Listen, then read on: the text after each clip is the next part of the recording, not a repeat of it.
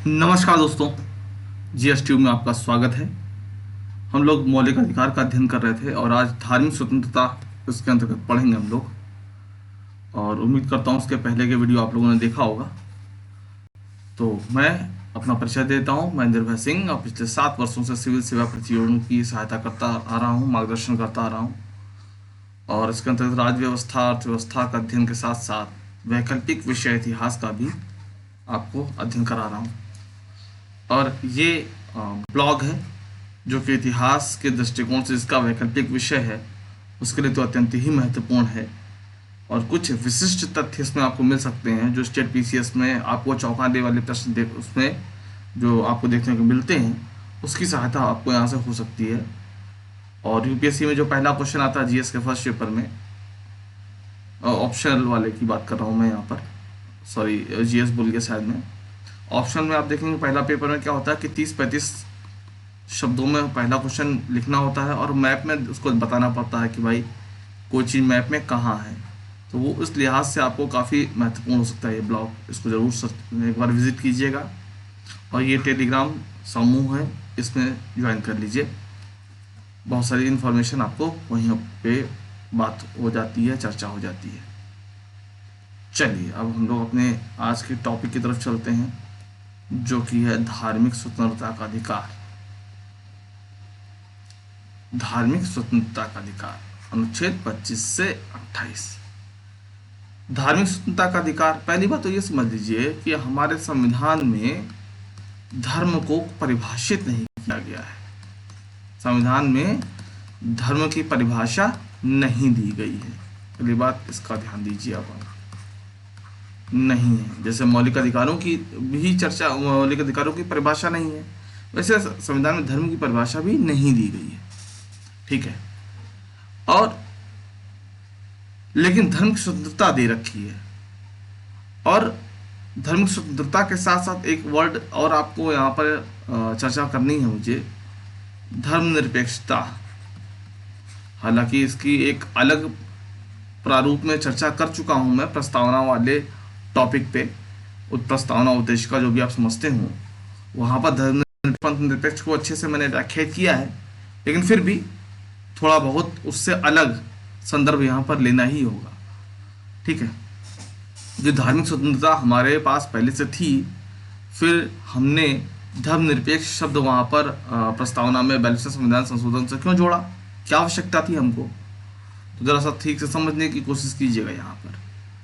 पहली बात तो धर्मनिरपेक्षता क्या है। धर्मनिरपेक्षता की परिभाषा भी थोड़ी सी अलग है। और हिंदी में धर्मनिरपेक्षता, इंग्लिश में सेक्युलर कहलाता है, सेक्युलरिज्म कहलाता है। और हिंदी में जब आप देखो धर्मनिरपेक्षता की जगह पंथ निरपेक्षता इस्तेमाल होता है। तो पंथ निरपेक्षता धर्मनिरपेक्षता में क्या अंतर है, ये उद्देश्य का वाला वीडियो नहीं देखा तो उसको देख लीजिएगा। फिलहाल यहाँ मैं एक हल्की सी चर्चा करते हुए आगे बढ़ूंगा कि धर्मनिरपेक्ष से ज़्यादा सूक्ष्मता या कहें कि संकीर्ण परिभाषा देता है पंथ निरपेक्ष, ठीक है।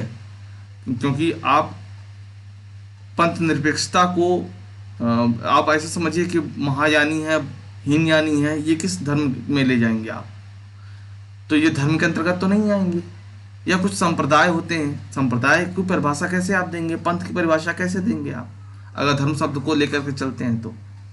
ठीक है, इंग्लिश में एक ही वर्ड है, वो एक अलग चीज़ है, लेकिन हमारे पास हिंदी में इतनी विविधता है, तो उसको ध्यान दीजिए।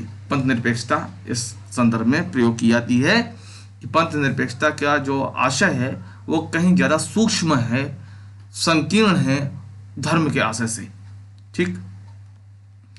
अब इसकी परिभाषा की बात करें तो जहाँ पश्चिमी जगत ये समझता है कि राज्य का कोई धर्म नहीं होगा, राज्य का कोई धर्म नहीं होगा, लेकिन भारतीय परिभाषा क्या कहती है, भारत की परिभाषा ये कहती है, भारतीय जो अवधारणा है वो ये है कि राज्य का कोई धर्म भले ही नहीं होगा, निश्चित रूप से राज्य का कोई धर्म नहीं ही होगा, लेकिन सभी धर्मों को वो समान दृष्टि से देखेगा, ठीक है। सभी धर्मों की उन्नति के लिए समान रूप से प्रयास करेगा। ऐसा समझिए, आपको दिवाली की भी छुट्टी मिलेगी और ईद की भी छुट्टी मिलेगी। ऐसा नहीं है कि दिवाली की मिले ईद की ना मिले, ऐसा नहीं होगा, ठीक है। और ऐसा भी नहीं होता है कि मुस्लिम पक्ष को कह दिया जाए कि आप दिवाली में काम करने आ जाइए और हिंदू पक्ष को कहा जाए कि आप आ जाइए ईद में काम करने आ जाइए। ऐसा भी नहीं होता, छुट्टी तो सबको मिलती है। तो इस बात को आप बेहतर तरीके से आप समझ गए होंगे, उम्मीद करता हूँ, आशा है कि यहाँ तक स्पष्ट होगा आपको। ठीक है, तो हमारे पास धार्मिक स्वतंत्रता है, तो किस टाइप की स्वतंत्रता है? क्या हम किसी भी धर्म को मान सकते हैं? क्या हम किसी का धर्म परिवर्तन करा सकते हैं? धर्म परिवर्तन करा सकते हैं तो क्या हम जबरदस्ती किसी का धर्म परिवर्तन करा सकते हैं? या हमारा मन है और हम अपना धर्म स्वयं बदलना चाहते हैं? तो ऐसी बहुत सारी परिस्थितियों को हम लोग आगे पढ़ने वाले हैं। यहाँ पर उस पर धार्मिक स्वतंत्रता पे युक्त युक्त निर्बंधन क्या है, युक्त युक्त निर्बंधन, इसकी चर्चा मैं कर चुका हूँ 19, 2, 3, 4, 5 वाले आर्टिकल वाले में। उन युक्त युक्त निर्बंधन धर्म की स्वतंत्रता पर क्या है? ठीक है, ये युक्त युक्त निर्बंधन की क्या स्थिति है? माफी चाहूंगा क्योंकि देवता, पशु और बालक, इनके मूड का कोई भरोसा नहीं है। ठीक है, तो उनमें से कारण था, थोड़ा सा रोकना पड़ा मुझे। युक्त युक्त निर्बंधन की चर्चा कर रहे थे हम लोग, है ना। तो युक्त युक्त निर्बंधन मैं आपको बता चुका हूँ, रीजनेबल रिस्ट्रिक्शन। तो चलिए देख लेते हैं आगे और क्या है। अनुच्छेद 25 क्या कहता है? अनुच्छेद 25, लोक व्यवस्था सदाचार और स्वास्थ्य के अधीन रहते हुए सभी को अंतःकरण की स्वतंत्रता तथा धर्म को अबाध रूप से मानने आचरण करने का अधिकार है। मानने आचरण करने का अधिकार है, इसका क्या मतलब हुआ? ठीक है, आइए समझ लेते हैं। लोक व्यवस्था, सदाचार और स्वास्थ्य, ये तीन जो हैं आपके समक्ष, ये युक्त युक्त निर्बंधन के आधार हैं। इस पे सवाल पूछा गया है, जहां तक मेरी यादाश्त है वो राजस्थान पीसीएस में पूछा गया है 2012-13 के आसपास कि ये तीन विकल्प दे दिया था, एक चौथा कुछ और मानवता शायद लिख दिया था, और पूछा था कि धर्म की स्वतंत्रता के किस आधार पर वंचित नहीं किया जा सकता। तो वो चीज़ ऐसे कुछ प्रश्न पूछा गया है। खैर आइए ध्यान दीजिए। तो युक्त युक्त निर्बंधन का मतलब लोक व्यवस्था सदाचार और स्वास्थ्य के अधीन रहते हुए, मतलब इसको आपको मानना ही पड़ेगा, ये प्राथमिकता है। जैसे कि आपको मैंने बताया था कि सबको अभिव्यक्ति की आज़ादी है, लेकिन अभिव्यक्ति की जो आज़ादी है वो 100% नहीं है, एब्सोल्यूट नहीं है, आत्यांतिक नहीं है। उसके ऊपर कुछ रिस्ट्रिक्शन हैं, कुछ निर्बंधन हैं, जैसे कि देश की एकता, अखंडता, संप्रभुता का सम्मान करे, लोक व्यवस्था का ध्यान दे, मैत्री देशों के साथ संबंध और न्यायालय की अवमानना और मानहानि, ये सब चीज़ें मैंने आपको वहाँ बताई थी। ऐसे ही धर्म की जो अधिकार है आपका, धार्मिक स्वतंत्रता जो है, वो एक्चुअली में ये तीन आधार हैं रीजनेबल रिस्ट्रिक्शन के, युक्त युक्त निर्बंधन के, कि लॉ एंड ऑर्डर के अंतर्गत ही आपको ध्यान देना होगा। ठीक है, और सदाचार का ध्यान रखना पड़ेगा, स्वास्थ्य का ध्यान तो रखना ही पड़ेगा। ठीक है, तो इसके अधीन है ये बात मान लीजिए। अधीन का मतलब कि इसके आधार पर मना किया जा सकता है। अब दूसरी चीज पे चलते हैं, सभी को अंतःकरण की स्वतंत्रता, ये क्या होता है इसको समझ लेते हैं। पहली बात तो धर्म, देखिए धर्म जो है, ये मेरी व्याख्या नहीं है, ये न्यायालय की व्याख्या है, ये मत समझिए कि मैं व्याख्या दे रहा हूं। धर्म में एक मानव है और भाई ईश्वर है। जो मानव और ईश्वर के बीच जो संबंध है वो आपका एक आंतरिक मामला है, आंतरिक मामला, अंतःकरण, जिसे आप कहते हो ना कहीं कि मेरी आत्मा कर रही है, या मेरा मन कर रहा है, मेरी इच्छा कर रही है, मेरा दिल गवाही दे रहा है, इस तरीके की शब्दावली जो इस्तेमाल करते हो कि भाई ये ईश्वर हमारे लिए ज्यादा मतलब प्रभावशाली हैं, या हमारे काम बना देते हैं, हमारी बिगड़ी बना देते हैं। तो ये आपके अंदर की बात है। आपका किसी एक ईश्वर से जो संबंध है वो आपका आंतरिक मामला है। आप देखेंगे कई बार घर में एक ही परिवार में 2-4 भाई बहन होते हैं और सब अपने कोई बजरंगबली को लेकर चल रहा है। मैं उदाहरण दे रहा हूं। देखिए एक बात और मैं आपसे कह दूं, हम भारतीय बड़े भावुक होते हैं। मैं कई बार उदाहरण दे रहा होता हूँ और आपको लगता है कि ये तो धर्म पे हमला, धर्म पे हमला करने की मेरी कोई हिम्मत नहीं है, मेरी कोई हैसियत नहीं है। ठीक है, आपको समझाने के लिए कुछ उदाहरण को लेता हूँ जिसमें कुछ मानवीय गलतियाँ हो सकती हैं। मैं मना नहीं कर रहा हूँ उस बात को, मानवीय गलतियाँ आपको कहीं पे दिखाई दे आप बताइएगा, मैं माफ़ी मांग लूँगा। लेकिन हाँ, नाराज़ नहीं होने की ज़रूरत है और बेकार की चीज़ों में सोचने की ज़रूरत नहीं है। बस आप चीज़ों को समझते चलिए। ठीक है, मेरी बात को आप किसी भी किताब से चेक कर लीजिए। मैं नहीं कह रहा हूँ कि मानिए, मेरी बात चेक कर लीजिए आप एक बार नाराज़ होने से पहले। ठीक है, चलिए, क्योंकि धर्म का मामला है तो ये थोड़ा सा डिक्लेरेशन जरूरी हो जाता है।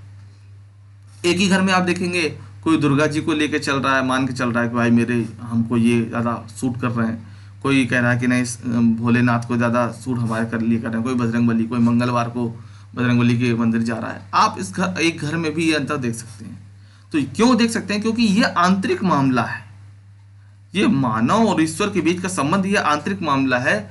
और ये जो आंतरिक मामला है वही एक्चुअली में अंतःकरण की स्वतंत्रता है।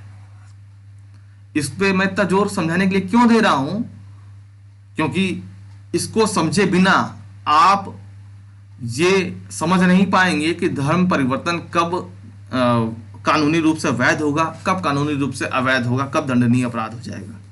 ठीक है, इसलिए इस चीज को समझ लीजिए, अंतःकरण का यह मामला। तो जो अंतःकरण की स्वतंत्रता है एक्चुअली में यही मौलिक अधिकार है कि हम अंदर से क्या सोच रहे हैं अपने ईश्वर के प्रति, किस ईश्वर के प्रति क्या कौन सा श्रद्धा भाव निष्ठा भाव है, ये हमारा अधिकार है। हम सोच सकते हैं, कोई समस्या नहीं है। ठीक है, और जो हम मान रहे हैं उसको हम मानते रहें अबाध रूप से, मतलब अबाध मतलब कोई बाधा नहीं आएगी, अबाध रूप से माने, उसका आचरण करें और उसका प्रसार भी करें। प्रसार, प्रसार शब्द यहाँ रह गया है, वो एक्चुअली में यहाँ 3 P काम करते हैं। प्रोफेस मतलब मानना, प्रैक्टिस मतलब आचरण करना, और प्रोपेगेट मतलब प्रसार करना। 3 P है यहाँ पे, P और P। कैसा? एक P क्या है कि मानना, प्रोफेस, प्रैक्टिस आचरण, और प्रोपेगेट प्रसार करना। मतलब आप किसी धर्म को आप मानते हैं, उसका प्रसार करना चाहते हैं, कीजिए। बहुत से लोग प्रसार कर रहे हैं। आप पिछले दिनों, पिछले साल आपने तबलीगी जमात सुना होगा, तबलीगी जमात, ईसाई मिशनरियों को आपने देखा होगा, वो अपना प्रचार कर रहे हैं, करें। और अगर मैं बहुत ज्यादा गलत नहीं हूं तो हमारे वैष्णव जन भी अपना प्रचार प्रसार करते ही हैं। देखा है वो ढोल मजीरा लेकर के, वो राम धुन, हरे रामा हरे कृष्णा, वो देखा होगा आपने, नहीं देखा होगा तो सोशल मीडिया प्लेटफॉर्म पे देखा होगा। तो प्रसार कर सकते हैं। आप जो मान रहे हैं उसको आचरण, देखिए आप मान रहे हैं, ये अंतःकरण की बात है। उस मानने को जब आप सामने दिखा रहे हैं, मतलब अगरबत्ती दिखा रहे हैं, प्रसाद चढ़ा रहे हैं, प्रसाद में बूंदी के लड्डू चढ़ा रहे हैं, या आप फल चढ़ा रहे हैं, या आप दूध अर्पित कर रहे हैं, वो आचरण हो गया। या आप देखिए बहुत लोग भजन कीर्तन भी करते हैं, वो आचरण हो गया। कुछ लोग हवन यज्ञ आदि करते हैं, वो आचरण हो गया। कुछ लोग बलि प्रथा पे चलते हैं, वो आचरण हो गया। तो आपको अंतःकरण को मानने और आचरण करने का अधिकार है, और उसको प्रसार करने का भी अधिकार है। कोई समस्या नहीं है, आप प्रसार करिए, खूब कीजिए, कोई नहीं मना कर रहा है। बस आचरण और प्रसार। और रुकिए, मैं अलग तरीके से लिख दूं आपको, ये रह गया किसी कारणवश, पता नहीं क्यों रह गया। रुकिए, मैं लिख देता हूं आपको, आचरण करने और प्रसार करने। ठीक है, या आचरण के बाद कॉमा लगा के और प्रसार लिख दीजिएगा, तो करने तो लिखाइए यहाँ पे, दोनों तरीके से सही है, कोई दिक्कत नहीं। ठीक है, आप मान सकते हैं मतलब प्रोफेस कर सकते हैं, आचरण करते हैं मतलब प्रैक्टिस उसका कर सकते हैं, और प्रोपोगेट कर सकते हैं, उसको प्रचार प्रसार कर सकते हैं, कोई समस्या नहीं, ये आपका अधिकार है। ठीक है, practice, profess, practice and propagate. अब प्रॉब्लम क्या है? क्या अपने धर्म का प्रसार तो हम कर ही सकते हैं, करिए, आपका अधिकार है, करिए, लेकिन धर्म का प्रसार करके क्या धर्म परिवर्तन भी करा सकते हैं? करा सकते हैं।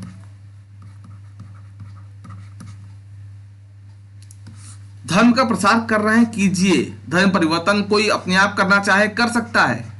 आप में से कोई भी किसी को लगता है कि हमें धर्म परिवर्तन करना है, कर लीजिए, लेकिन दबावपूर्ण तरीके से कोई धर्म परिवर्तन नहीं करा सकता, वो अवैध होगा, दबावपूर्ण तरीके से। अब यहां दबावपूर्ण में एक पॉइंट और है जो आपसे कई बार छूट जाता है। दबावपूर्ण के साथ एक और है, किसी को झूठा प्रसार करके, झूठा प्रचार प्रसार करके।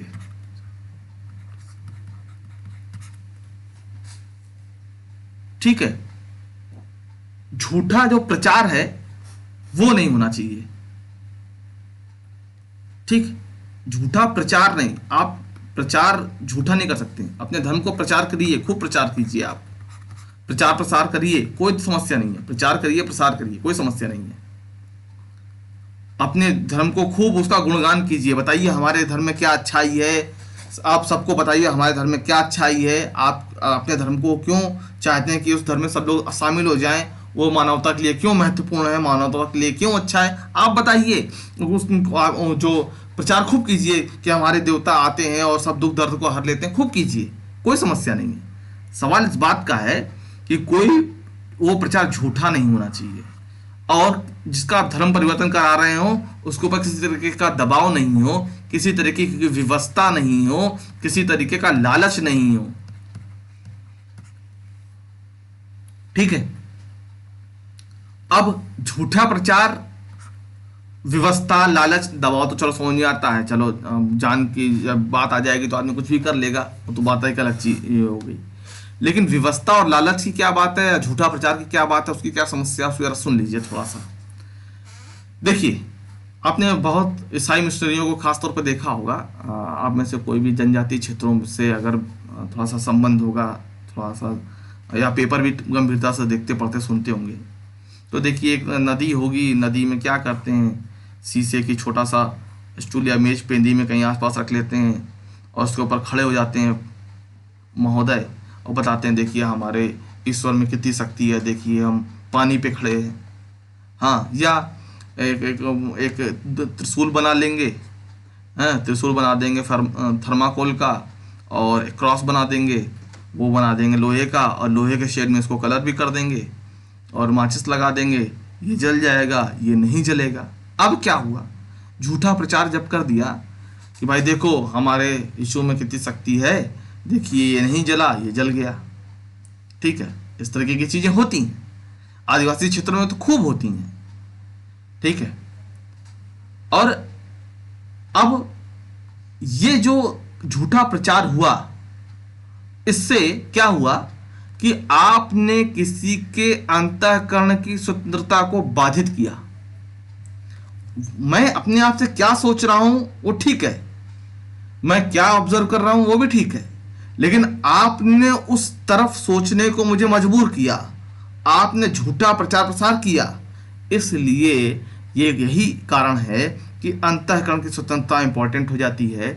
और अगर आपको खुद स्वयं से लगता है कि मुझे कोई दूसरा धर्म अपना लेना है, बौद्ध, जैन, सिख, ईसाई, इस्लाम, कुछ भी अपनाना है आप अपना लीजिए, लेकिन दबावपूर्ण तरीके से कोई करा रहा है तो गलत है। झूठा प्रचार प्रसार में आप फंस गए तो भी वो गलत माना जाएगा, तो भी वो गलत माना जाएगा, वो दंडनीय अपराध माना जाएगा। ठीक है, क्यों? क्योंकि वो अंतःकरण की स्वतंत्रता, जो मैं सोच रहा हूं उसको झूठे तरीके से प्रभावित किया गया, तो वो दंडनीय हो जाता है, अपराध की श्रेणी में आता है। ठीक है, तो उम्मीद करता हूं आप इस बात को समझ गए होंगे। तो एक बार फिर से मैं कंक्लूड कर देता हूं अनुच्छेद 25 को, क्योंकि इंपॉर्टेंट है थोड़ा सा, और कोई बात नहीं है। इम्पॉर्टेंट किस लिहाज से है अभी मैं और आपको क्लियर कर देता हूँ। एक्चुअली में बताने को तो मैं 21 से तुलना मुझे करनी थी, लेकिन 21 से तुलना मैंने इसलिए वहाँ पर नहीं की थी अनुच्छेद 21, क्योंकि अभी मैंने 25 बताया नहीं था, और 21 और 25 की तुलना मैं अभी करता हूँ। थोड़ा सा एक बार इसको आपको कंक्लूड कर देता हूँ कि लोक व्यवस्था, सदाचार और स्वास्थ्य के अधीन रहते हुए सभी को अंतःकरण की स्वतंत्रता का अधिकार है। उसको मानने मतलब उसे प्रोफेस आचरण करने मतलब प्रैक्टिस करने, और प्रसार करने व प्रसार मतलब प्रोपोगेट प्रसार करने का अधिकार होगा। ठीक है, प्रसार करें, प्रचार करें। प्रचार देखिए, प्रसार प्रचार, इस बात को समझ लीजिए, कई बार प्रसार फैलना भी होता है, कई बार प्रचार प्रसार कहलाता है साथ में। तो उसको आप बहुत समस्याग्रस्त तरीके से नहीं समझें। मैं प्रचार लिख देता हूँ आपको। कई बार प्रचार प्रसार एक साथ इस्तेमाल होता है, तो ये क्या है, प्रचार करने, कि लोगों को समझाना है, बुझाना है, अपने देवताओं के जो अच्छे चीज़ें हैं लोगों तक पहुंचाना है, अपने जो धर्म है, पंथ है, उसको विस्तार देना है, उसको प्रसार करना है। ठीक है, इस तरीके से तो आप करना चाहते हैं, प्रचार प्रसार करिए, कोई दिक्कत नहीं है। ठीक है, तो ये अधिकार है, लेकिन वो ना झूठा होना चाहिए प्रचार, ना वो व्यवस्था के अधीन परिवर्तन होना चाहिए, ना वो लालच के अधीन परिवर्तन होना चाहिए। किसी प्रकार का दबावपूर्ण परिवर्तन नहीं होना चाहिए, क्योंकि ऐसा परिवर्तन जो अंतःकरण की स्वतंत्रता को खंडित करता है, ऐसा कोई धर्म परिवर्तन अंतःकरण की स्वतंत्रता को खंडित करता है। ठीक है, तो उम्मीद करता हूँ आप समझ गए होंगे कि धर्म परिवर्तन का क्या सीन है और कैसे ये होता है। अब सवाल ये उठता है, आपने जैन धर्म अगर इतिहास में पढ़ा हो तो, नहीं पढ़ा तो कोई बात नहीं, मैं बता देता हूँ। एक टर्म है उनका काया क्लेश का। काया क्लेश किताबों में या न्यूज़पेपर में संथारा नाम से आता है, संथारा, काया क्लेश संथारा। उसमें जैन धर्म में क्या होता है कि व्यक्ति खाना पीना छोड़ करके अपने जीवन का अंत कर सकता है। व्यक्ति क्या करता है, अपना खाना पीना छोड़ करके अपने जीवन का अंत कर सकता है। यही काया क्लेश है, यही संथारा है। तो जब जीवन का अंत कर रहा है तो अनुच्छेद 21 का उल्लंघन हो रहा है ना। देखिए, अगर आप अपनी आत्महत्या कर रहे हैं तो अनुच्छेद 21 का उल्लंघन हो रहा है ना। मैं 19 बोल गया, 21 का उल्लंघन हो रहा है ना। कैसे हो रहा है कि आप याद कीजिए, ज्ञान कौर के मामले में कहा है कोर्ट ने कि भाई जीवन के अधिकार में मरने का अधिकार शामिल नहीं है, और यहां तो आप भाई साहब खाना पीना छोड़ करके मरने की कोशिश कर रहे हैं। तो अनुच्छेद 25 और 21 का टकराव हो गया ना, नहीं हुआ, नहीं समझ आई बात। ये कह रहा है कि आपको अंतःकरण की स्वतंत्रता है, तो ये धार्मिक मामला हो गया, धर्म की एक प्रैक्टिस हो गई, आचरण हो गया, धर्म का आचरण हो गया ये काया क्लेश।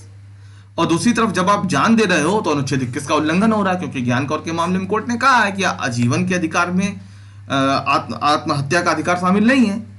ऐसे सूरत में क्या होगा, क्या 21 को वरीयता दिया जाएगा या 25 को? क्या सोचते हैं आप, क्या क्या स्थिति होगी? 21 को वरीयता मिलेगी या 25 को? ये होगा या ये होगा? ध्यान दीजिएगा, ऐसा मामला जब कोर्ट के सामने आया तो कोर्ट ने कहा कि जो धर्म की स्वतंत्रता है, अंतःकरण जिसको कहा गया है, जो जिसमें कि मानव और ईश्वर के बीच संबंध को यहाँ पर सर्वोच्च माना गया है, यहाँ 25 को बड़ा माना गया है, 25 को वरीयता दी गई है 21 पे, मतलब संथारा को वैध घोषित किया गया है, संथारा को वैध घोषित कर दिया गया। ये मामला आपको मिल जाएगा आराम से, संथारा और काया क्लेश का। तो कोर्ट ने अब क्या किया है, जो 25 है, अनुच्छेद 25 में जो अधिकार दिया गया है, मौलिक अधिकार दिया गया है, उसको वरीयता दी है अनुच्छेद 21 पर, जीवन के अधिकार पर। क्योंकि जो अंतःकरण की स्वतंत्रता है ये ईश्वर और व्यक्ति के बीच की बात है। इसीलिए मैंने पूरा समय दिया आपको अंतःकरण समझाने में, क्योंकि मुझे ये टर्म लाना था, आपको समझाना था कि जैन धर्म में जो काया क्लेश का टर्म है, जो संथारा का टर्म है, उसमें फिर क्या होगा। तो देखिए, स्थिति बहुत स्पष्ट है आपके सामने कि अंतःकरण की स्वतंत्रता को प्राथमिकता मिलेगी। ठीक, और इस लिहाज से जो जैन धर्म के भी जो काया क्लेश वाला टर्म है वो वैलिड हो जाता है, वैध हो जाता है। अब चलते हैं अनुच्छेद 25 के दूसरे क्लॉज पे। राज्य का अधिकार होगा कि धर्म से जुड़ी किसी लौकिक विधि को विनियमित कर सके। लौकिक विधि को का मतलब यही बात हुई ना कि अगर आप बलि दे रहे हैं तो उसको विनियमित किया जा सकता है। अगर कोई कभी आप देखेंगे ना, धर्म के नाम पे कुछ गलत चीज़ें भी होती हैं, जैसे कि आग पे चलना या बच्चों को देखेंगे आप ऊंचाई से फेंकना, फिर ये सब करना जो होता है, दूध गर्म दूध से नहलाना, तो मतलब इस तरीके की जो हरकतें करेंगे ना, लौकिक विधि, लौकिक मतलब इस दुनिया से जो जुड़ी हुई विधि है, वो ये सबको राज्य जो है वो निर्देशित कर सकता है, राज्य उस पर नियंत्रण कर सकता है। ठीक, ऐसा नहीं कि आप धर्म के नाम पे कुछ भी करेंगे, कुछ भी नहीं कर सकते आप, वो राज्य विनियमित करेगा। ठीक, स्पष्टीकरण यहाँ पर दो जो इंपॉर्टेंट है कि कृपाण धारण करना सिख धर्म का अंग माना जाएगा, उसको हथियार नहीं माना जाएगा, मतलब सिख वो धर्म का एक अंग है। स्पष्टीकरण नंबर 2 जो कि बहुत इंपॉर्टेंट है कि यहाँ कहीं चाहे जहाँ कहीं भी हिंदू का जिक्र होगा उसके अंतर्गत सिख, बौद्ध, जैन सभी को शामिल माना जाएगा। ठीक है, उम्मीद करता हूँ अनुच्छेद 25 पर्याप्त रूप से आप समझ गए होंगे। आगे चलते हैं, नहीं भी समझे हैं तो कमेंट कीजिएगा, चर्चा हो जाएगी। इसीलिए मैंने आपको टेलीग्राम जो ग्रुप है उसका लिंक दिया है, क्योंकि चर्चा अब वैसे तो नहीं हो सकती है, लेकिन हाँ थोड़ा सा कुछ चीज़ें आप कमेंट कर सकते हैं। कमेंट भाई कुछ कभी कभी क्या होता है, आपने कमेंट किया और मैंने 2 लाइन 4 लाइन में उत्तर दे दिया, लेकिन अगर आपके पास लगता है कि नहीं इस पर लंबी चर्चा होगी, तो फिर इसलिए मैंने आपको जो टेलीग्राम समूह है उसका लिंक दे रखा है ना। बाकी आपको कैसा लगा मुझे ज़रूर बताया करिए, क्योंकि बहुत विशिष्ट चीज़ें आपके लिए ढूंढता हूँ, काफ़ी मेहनत पड़ती है, तो कम से कम मेहनत का आपको सम्मान तो करना ही चाहिए। 1926 वही लोक व्यवस्था, सदाचार और स्वास्थ्य, ये क्या है, रीजनेबल रिस्ट्रिक्शन, किस पे, धर्म के अधिकार पर के अधीन रहते हुए प्रत्येक धार्मिक संप्रदाय या उसके किसी वर्ग को निम्नलिखित अधिकार है। क्या कौन से अधिकार है, किसी वर्ग को निम्नलिखित अधिकार है, कौन कौन से, कि धार्मिक और पूर्त प्रयोजन के लिए संस्थाओं का स्थापन और पोषण का अधिकार है। मतलब धार्मिक काम, पूर्त कैसे, क्या मतलब हुआ, पूर्त मतलब चैरिटेबल जो होते हैं, जैसे कि किसी ने प्याऊ लगवा दिया, किसी ने भूखों को खाना खिलवाने का किसी ट्रस्ट का काम है, किसी संस्था का काम है कि भाई जाड़े में आप देखते हैं कि रैन बसेरा का बनवाते हैं, कंबल बांटते हैं, खाने को देते हैं। कुछ आप धार्मिक ऐसे देखेंगे कि जो कुछ पीड़ित हैं, कुछ असाध्य रोगों से उनका इलाज करवाते हैं। तो इस तरीके की जो संस्था अगर आप बनाना चाहते हैं तो बना लीजिए, आप ऐसे संस्था का स्थापना कर सकते हैं, उसका पोषण का अधिकार भी आपके पास है। धार्मिक कार्यों संबंधी विषयों का प्रबंधन का अधिकार है, आप धार्मिक कार्य अगर आपके हैं तो आप उसका प्रबंधन कीजिए, ये आपका अधिकार है, कोई रोक नहीं सकता है। जंगम व स्थावर संपत्ति मतलब चल और अचल संपत्ति का स्वामित्व आप कर सकते हैं, उसको खरीद सकते हैं, उसका स्वामित्व धारण कर सकते हैं, ये आपका अधिकार है। ऐसी संपत्ति को विधि के अनुसार प्रशासन का अधिकार है। ऐसी संपत्ति मतलब इस तरीके की संपत्ति जो आप लेते हैं, चल अचल संपत्ति, उसको कानून के अनुसार आप उसको मतलब प्रशासित कर सकते हैं, संचालित कर सकते हैं, ये आपका अधिकार है। ठीक है।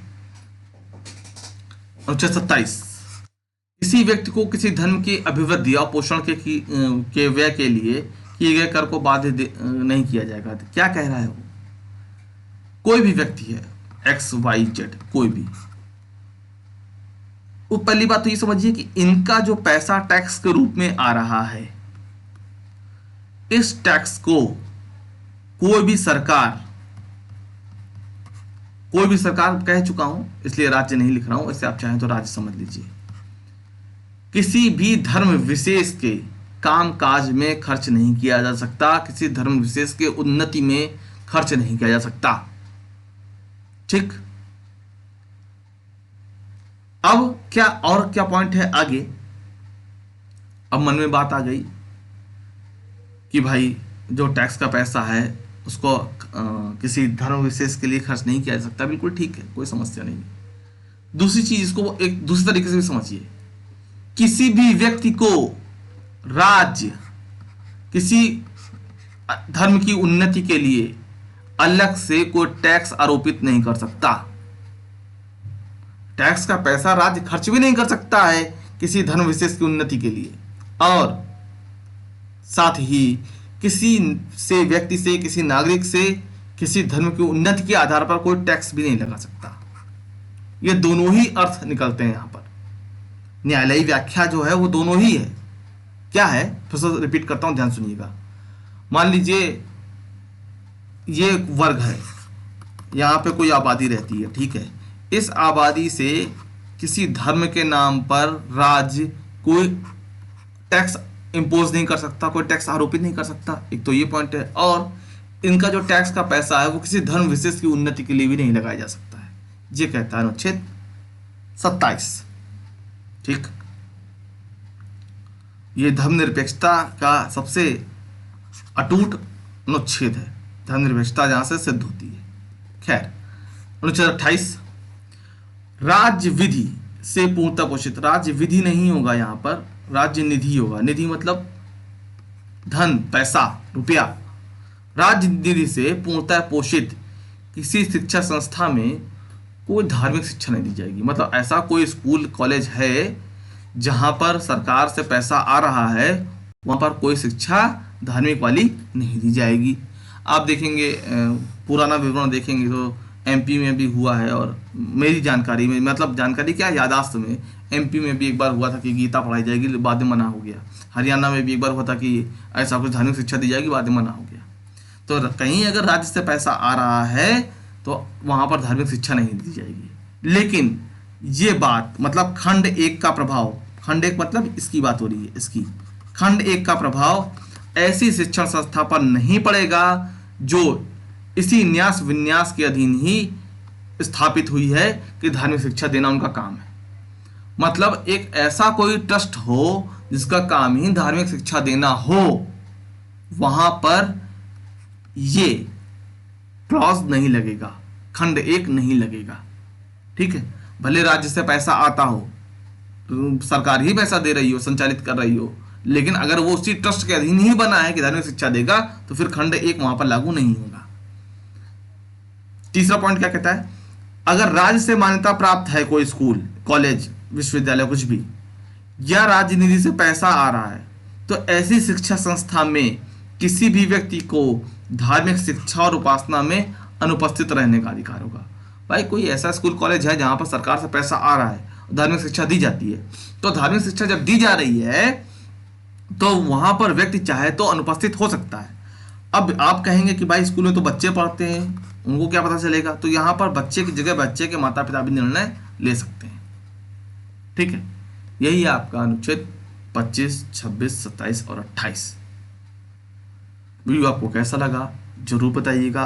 कोई शंका हो तो जरूर कमेंट कीजिएगा, कोई भी मन में बात आए जरूर कमेंट कीजिएगा। और वीडियो कैसा लगा ये तो जरूर ही बताइएगा कमेंट करके। और वीडियो को लाइक कीजिए, अपने दोस्तों के साथ शेयर कीजिए, और चैनल अभी तक सब्सक्राइब नहीं किया है तो चैनल को सब्सक्राइब कीजिए। ये ब्लॉग का लिंक है, एक बार ज़रूर विजिट कीजिए, और ये टेलीग्राम समूह है, इसको ज्वाइन कर लीजिए। अभी तक के लिए इतना ही।